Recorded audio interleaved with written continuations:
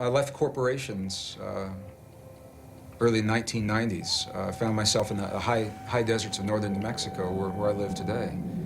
A beautiful part of the world. And during that time, it was one of the worst droughts in recorded history in the American desert Southwest. And a native friend called me one day, and he said, "Gregg, would you like to join me at a place," and I love this language, he said, "a place where the skin between the worlds is really thin, to pray rain." And he didn't have to ask me twice. I said, "You bet." So we met at an agreed location. We hiked 135,000 acres of the most beautiful high desert sage. We came to a stone circle that had been there for so long, he didn't even know who had placed the stones there before him. And I wasn't prepared for what I saw, because my friend David took his old work shoes off. He put his naked feet inside of this circle.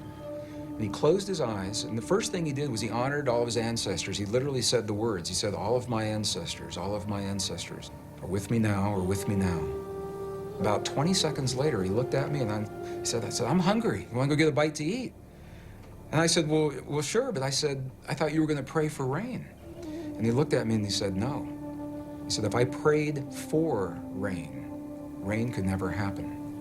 Because the moment we pray for something to occur, we've just implied, we've acknowledged it's not there now, and we may be empowering the very condition that we'd like to change." And I said, "If you didn't just pray for rain in those 20 seconds, what did you do?"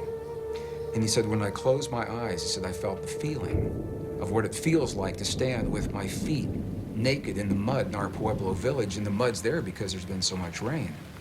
And he said, I smelled the smells of what it smells like when the rain falls off the earthen walls of our Pueblo village.